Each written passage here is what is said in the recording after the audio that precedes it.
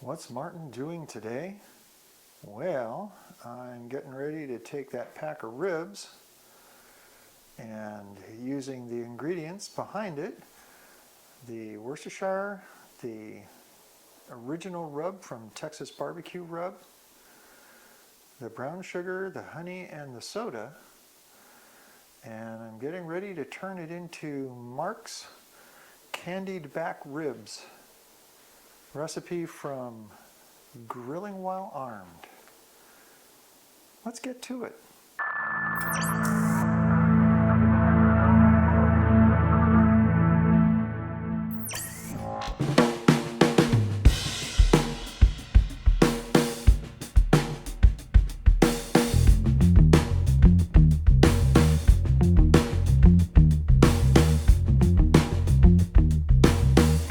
Well, hey guys, I have a couple of little modifications I do to this recipe. The reason is, this was the first recipe I did out of Grilling While Armed, and I learned a couple of valuable lessons. First, depending on where you get your ribs supplied, the ribs may have on their backs, they may have a lining that I believe is called the silver. I didn't know that the first time I did this, and as my daughter-in-law said, the ribs' taste were wonderful if you could eat them. So I've learned that if you have the lining, you have to use a blunt knife or something to get the edge started, and then you can peel that thing off and then pick up where I'm going to start today, which is the ribs I get from Costco don't have that lining on them. That was a hugely important learning experience. Secondly, this cooking is done in two phases. The first phase is where you put the Worcestershire on the ribs and then coat it liberally with the rub, all sides. And then take it out to the smoker and you put it on the smoker.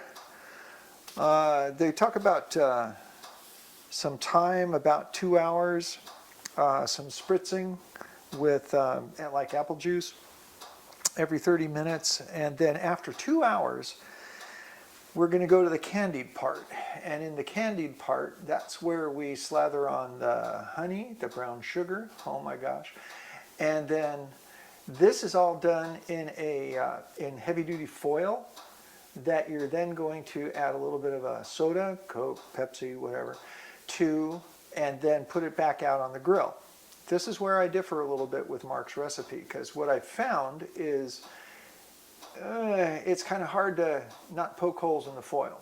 So what I do instead is I'll use a kind of a heavy-duty aluminum pan, and after that first cooking phase, I'll put all 3 ribs in that one foil container. Then I'll use heavy-duty foil over the top of it to seal it up so that it continues to cook in that. The second thing is I won't use my valuable grill fuel for that because the ribs aren't taking any more smoke at that point. So at that point, I'll bring the roasting pan inside and I'll finish the cook in the oven. Other than that, I pretty much use the recipe in Grilling While Armed. So let's get to it. Yeah, one last note before I get cracking on this. I also use this pan to do all the preps in, so the Worcestershire and the rub that's in here I can use on all 3 ribs. Oh, and I also had neglected to mention the Sweet Baby Ray's barbecue sauce that's in the recipe book. Instead of putting it on the ribs during the cook, I allow folks to season to taste when they get the ribs out. So I still have it, but it's just not part of the cook.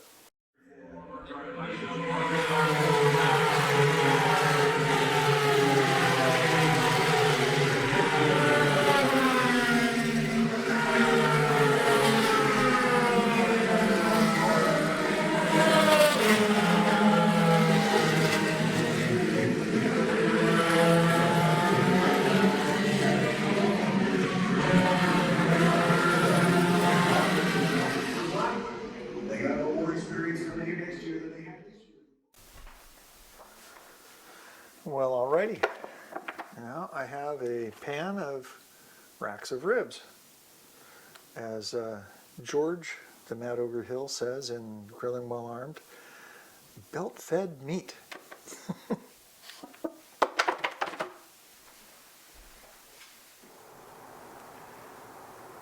And now transitioning outside. It's just below 60 degrees. Let's go fire up the grill. Okay, let's get the grill going. Boy, bad nasty reflection there, folks. Sorry about that. So I'm going to connect.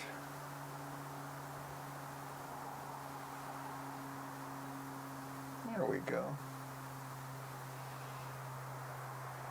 And I'm going to power it on.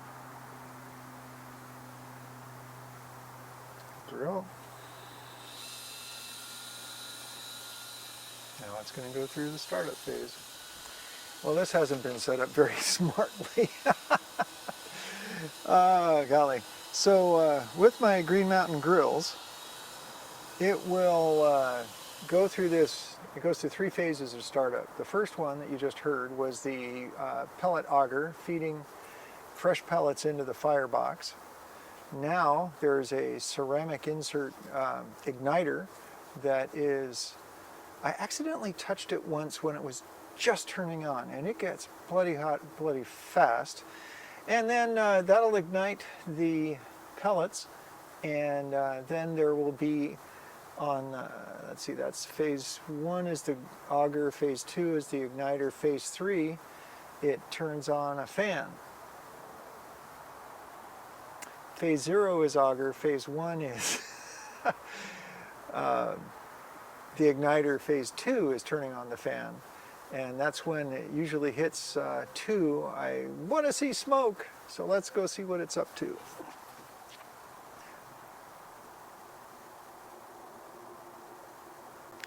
I think it runs phase 1 for about a minute. So what I'm looking for is copious amounts of smoke to be coming out of that little chimney here in just a moment when that fan turns on.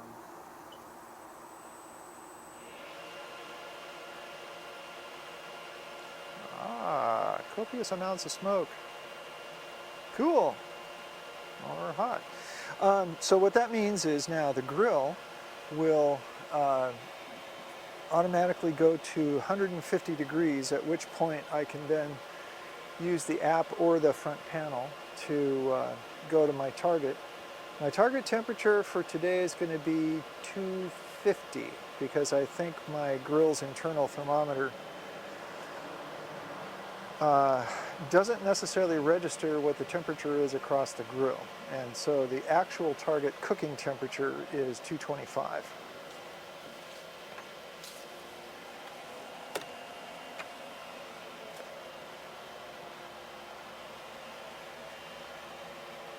And phase 3 is assurance of flame. And so now it'll continue to be driving up to the 150. And I will be back any moment. Okay, let's get these babies on the grill.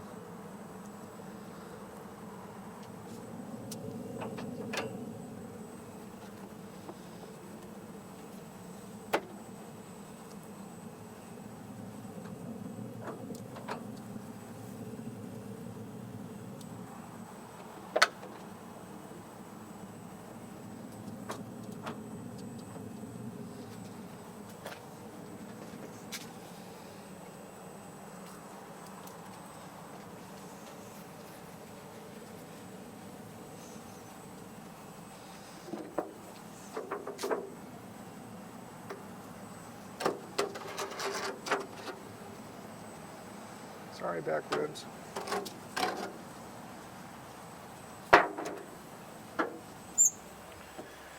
Alrighty. See you guys in a couple hours.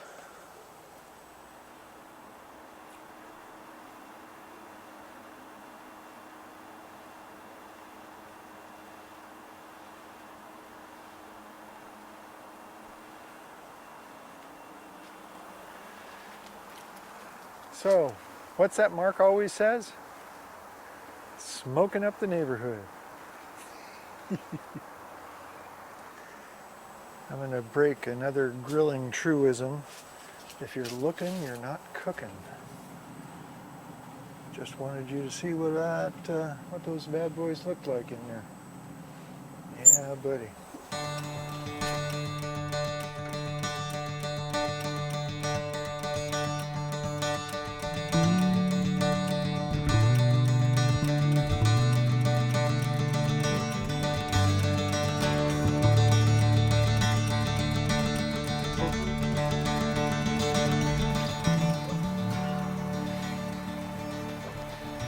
So, you may be wondering, what in the world did we just do? Well, hello, buddy. Come here, let's go say hi to everybody. Say hi, here's Charlie. So, the idea here is, that direction is south, that's west. Sun is setting towards the southwest. Setting is relative, it's 10 minutes to 3 in the afternoon.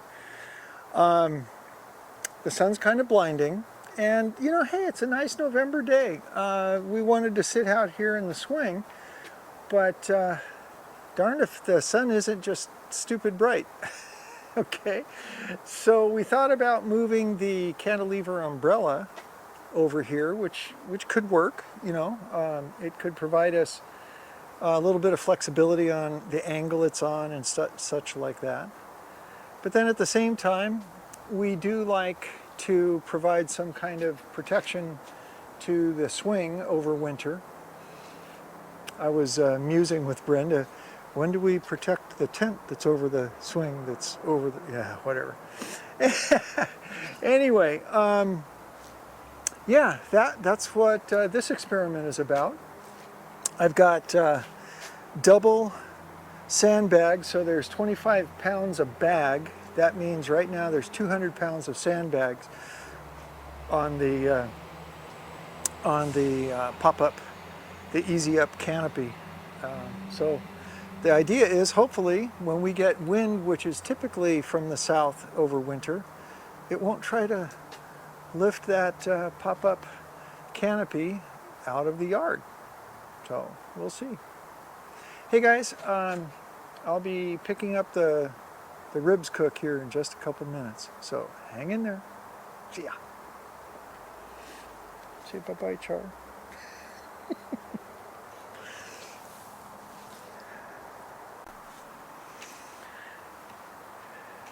And one last final touch.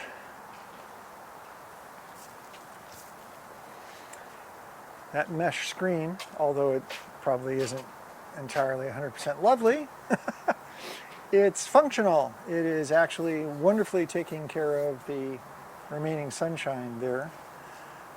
And it gives us the opportunity to have a much lower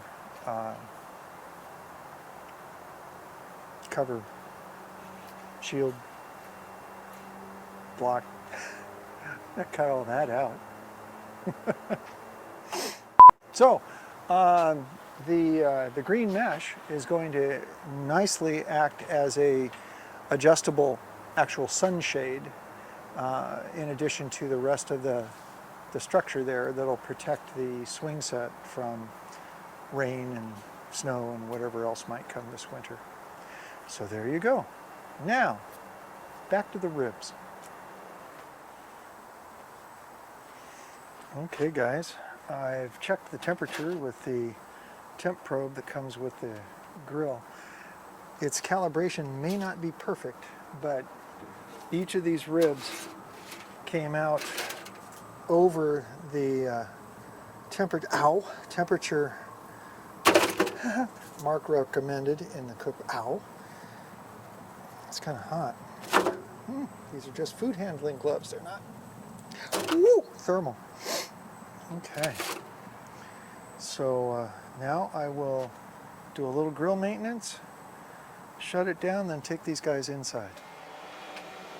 Okay, so FYI, just in case you're wondering what's going on right now, you can hear this thing, you can hear the fan running, the fan indicator is on. And what it's doing now is when you hit the off button, it runs the fan that shoots air down the auger tube all the way down to the firebox in an effort to burn up, I won't say all, but certainly most of the remaining fuel that was in the firebox. giving the air a nice fresh spot for the next time we fire up the grill for new pellets to go into the firebox and wait for the igniter to repeat the process. So I keep saying, let's go back to the ribs. Now we're going back to the ribs. They're inside. I can't do anything more out here with the ribs. Alrighty then, here we go. So the idea is, once again, kind of like the first round where we did Worcestershire as kind of a binder and something that the rub could melt into. That's what we're doing with the honey just now, to give a spot where the brown sugar is going to melt.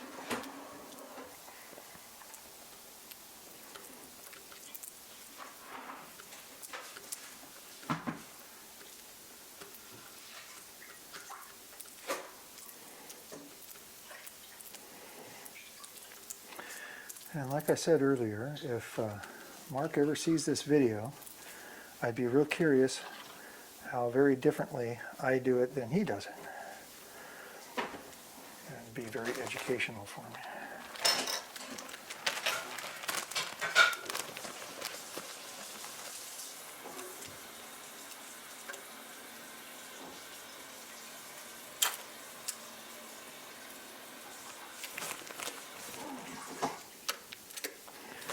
And as I also said, remember, in Mark's recipe in the book, he talks about using the Sweet Baby Ray's barbecue sauce at this stage. And that's just something I've chosen not to do, so that the people who are eating this get their choice, if they want the Sweet Baby Ray's or not. That might be considered sacrilege, but hey, it's the way I do things here with this recipe. Okay.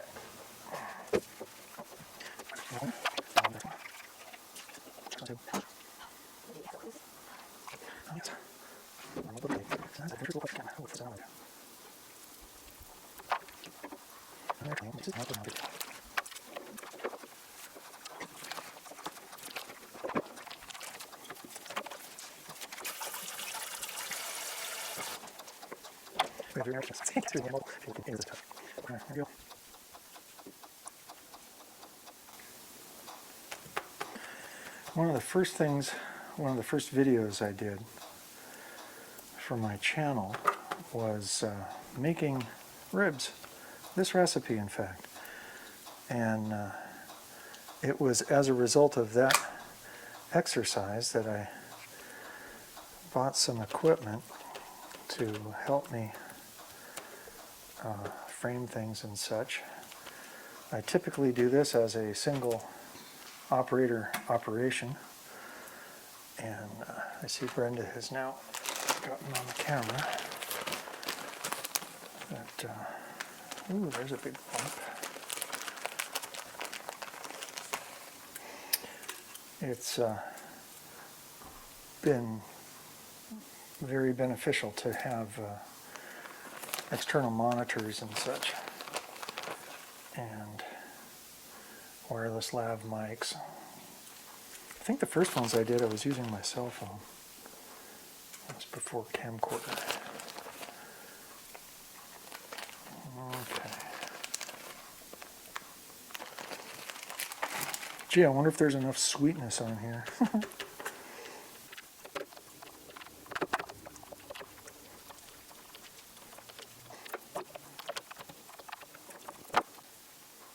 Okay, next up is a little soda and some foil.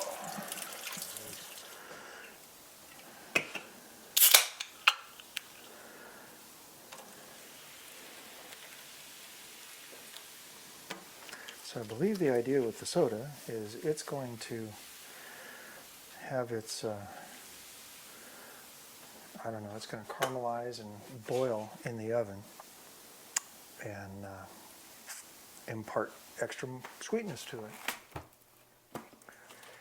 Probably wondering how I managed to start the camera from over here. Great to have Brenda helping out.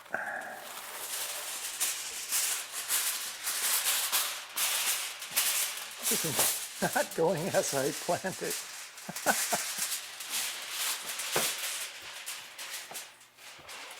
There we go.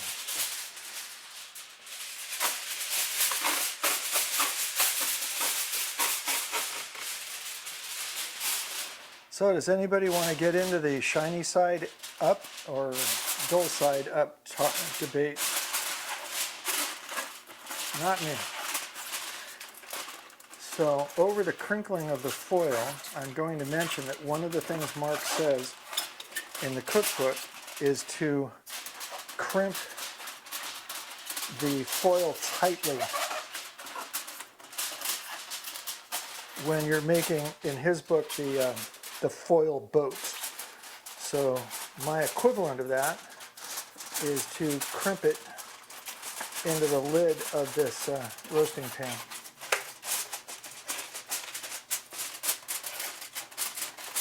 And kind of tight.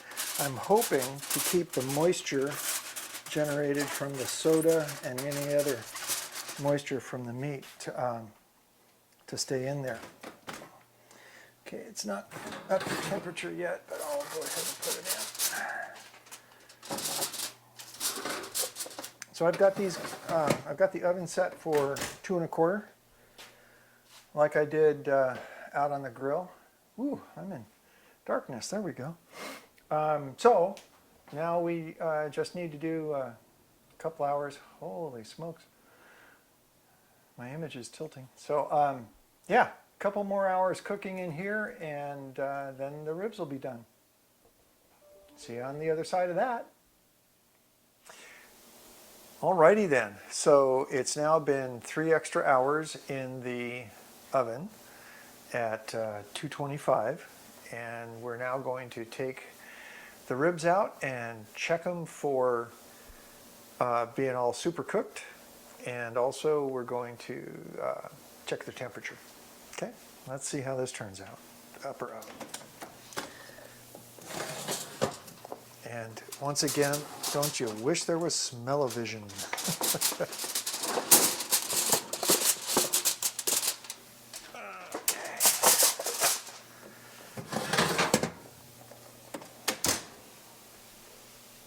Okay, since I know there's the likelihood of steam coming out, I'm reticent to let my hands be near this. Let's see what we get. Oh. So now we're going to have a quick check of doneness.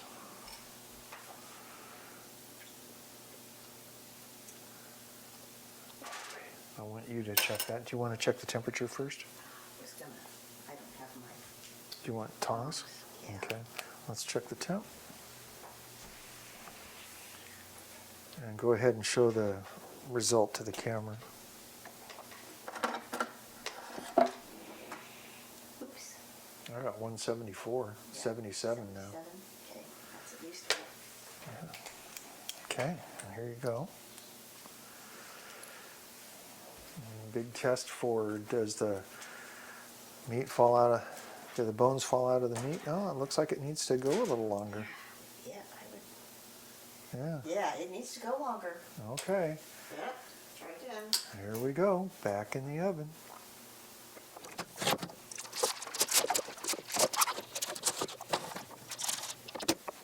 Okay, see you in an hour. Yep. Okay, folks, we're going to give this another try. It's been another hour. I'm here to tell you that this video gosh, I can't even get in frame. This video started yesterday. No, it's not quite that late. Dim. Okay, we're going to give this another look. See how things are going up here.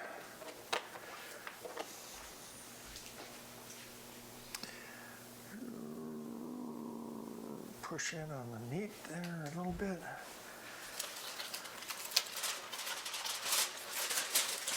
Ooh, Lots more steam this time.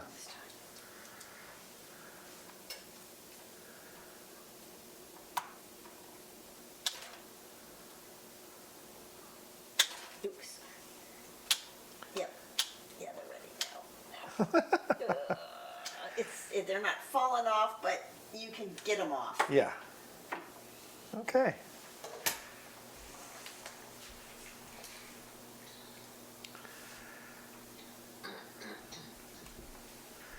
Yeah. There's my non-existent wife right there. Well, again, this is based on the recipe found in Grilling While Armed by Mark Walters, the host of Armed American Radio. And we're now going to get some ribs ready and have a little food. Thanks for hanging out for this video. Hope to see you next time when I should be, maybe not the next video you see, but the next cooking one I do is hopefully going to be making my gluten-free waffles. So we'll see what happens next time. Thanks, guys. Remember, like, subscribe, comment. Love the comments. See you next time.